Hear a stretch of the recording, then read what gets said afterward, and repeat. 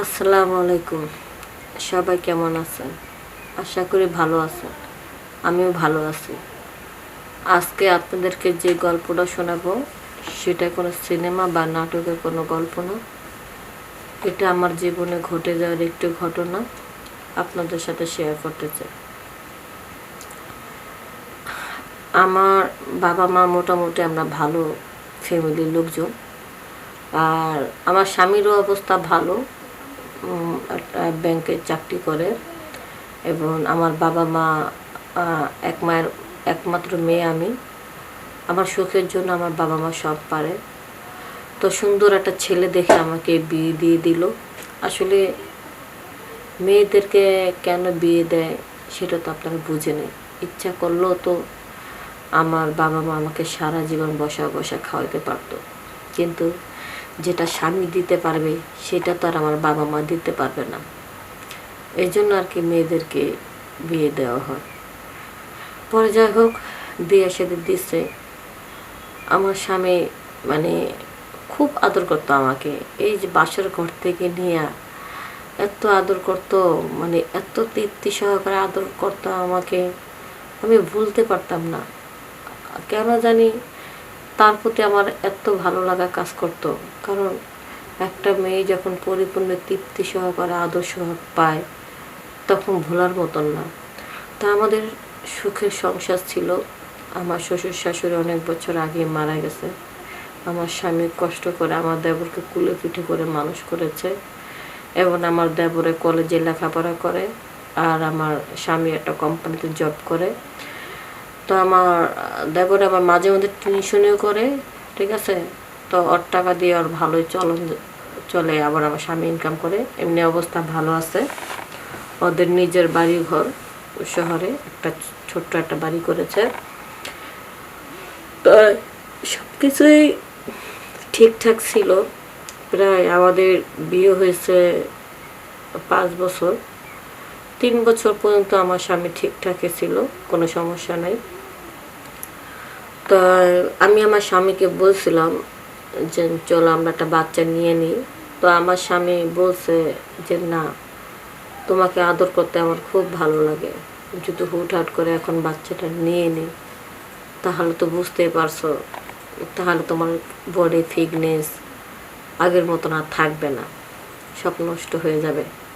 ওই হিসাব করে, ওই চিন্তা করে মজা করবে, আগে 2-3 বছর 4-5 বছর মজা করে নিই, পরে বাচ্চার চিন্তা ভাবনা। তো ওই হিসাব করে সেই 3 বছর পর্যন্ত আমাকে বাচ্চা নিতে দেয়নি কেন। আর সেই এই জিনিসটার প্রতি খুব পাগল ছিল আর কি। শারীরিক সম্পর্ক করতে তার নাকি খুব ভালো লাগে। তো একদিন যখন আমার স্বামীর সাথে আমি ফ্রি হয়ে গেলাম, তখন কথা ছলে ছলে একদিন বলছিল যে আমি প্রচুর এনজয় করেছি, একটা মেয়ের সাথে আমার সম্পর্ক ছিল, তুমি কি কারোর সাথে কোনো সম্পর্কতে জড়াইছিলি? তখন আমি বলছি যে না, আমি প্রেম টেম করিনি, কলেজে লেখাপড়া নিয়ে সবসময় ব্যস্ত থাকতাম, আমার জীবনে কখনো প্রেম ভালোবাসা নাই।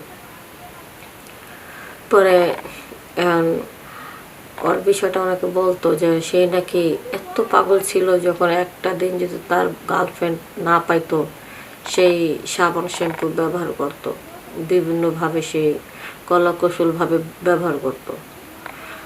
তো আমি আর কিছু মনে করি না, কারণ বিয়ের আগের ঘটনা। আমার কথা হইলো কি, আমার স্বামী আমার বিয়ের পর ভুল কোনো কাজ না করলেই হয়। পরে ওই এভাবেই 3 বছর পর্যন্ত সব ঠিকঠাক ছিল, আনন্দ ফুর্তি করতেছিল। 3 বছর পরে না, কেমন যেন আস্তে আস্তে আমার স্বামী আমার কাছে আসে না। যে মানুষটা একটা রাতের মধ্যে 2-3 বার করে আনন্দ ফুর্তি করতো, সেই একটা রাত তো বাদ দিত না। অনেক সময় দেখা গেল দিনের বেলা লাঞ্চের সময় আইসো আমার সাথে এই কাজটাও করতো, কিন্তু বাদ দিত না। এখন সেই মানুষটা 1 মাস 2 মাস হয়ে যেতেছে আমার সাথে আনন্দ ফুর্তি কিচ্ছু করতেছে না। তো আমাকে বললার আমি কি বলতেছি, আমি আবার বলতেছি কি ব্যাপার, তুমি এরকম করতেছো কেন, আগের মতন আদর করো না। পরে কয় আসলে অফিসের কাজ তো খুব চাপ যেতেছে, যে কারণে বাসা আসলে আমার শরীরটা ছাইরা দেয়। আমার এখন ভালো লাগতেছে না।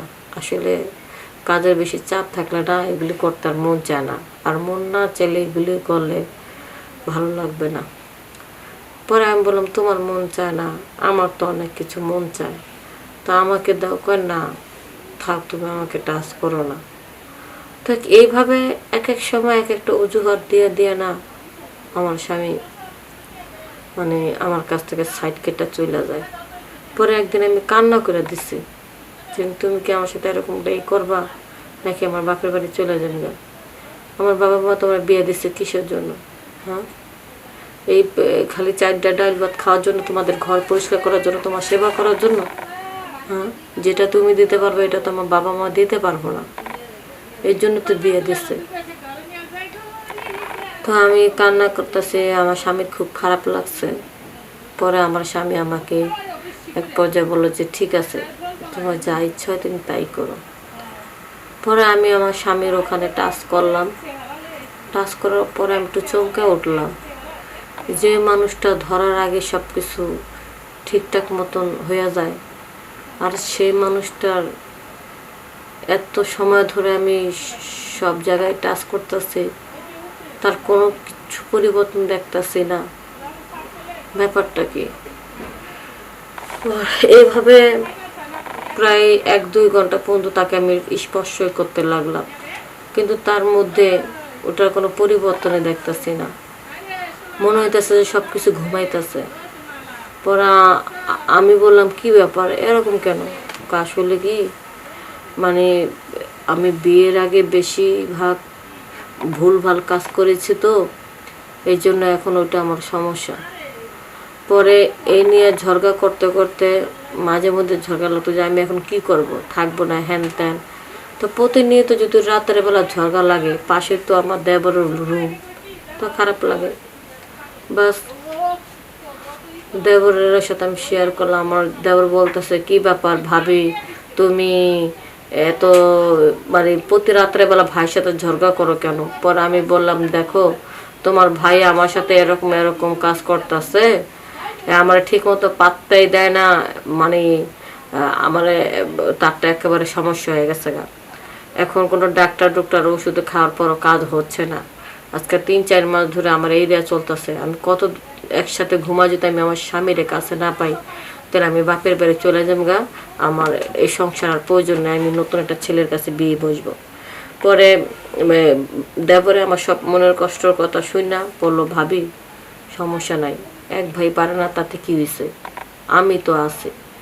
পরে আমার দেবরের কথা চিন্তা করলাম যে না, টাকা পয়সা অবস্থা ভালো, আমার স্বামী তো আমার সব দিক দিয়ে আদর যত্ন করে, কিন্তু তার ওটা সমস্যা, এটা তো তার দোষ নেই, কা রোগ হইতেই পারে।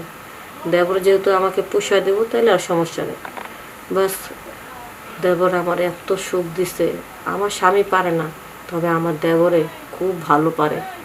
আমার অনেক মজা দিল। যখন ওর ভাই অফিসে থাকে তখনই আমার সময় দেয়, যখন অফিসে থাকে তখন সময় দেয়। পরে একদিন আমাকে বলতেছে যে কি ব্যাপার, তুমি আর আগের মতন আমার কাছ থেকে এটা চাও না? তখন আমি বলি তুমি তো অসুস্থ, তুমি যেহেতু পারো না, তোমার সমস্যা, তাহলে শুধু তোমার ডিস্টার্ব করে লাভ কি? তাই আমি কিছু বলি না।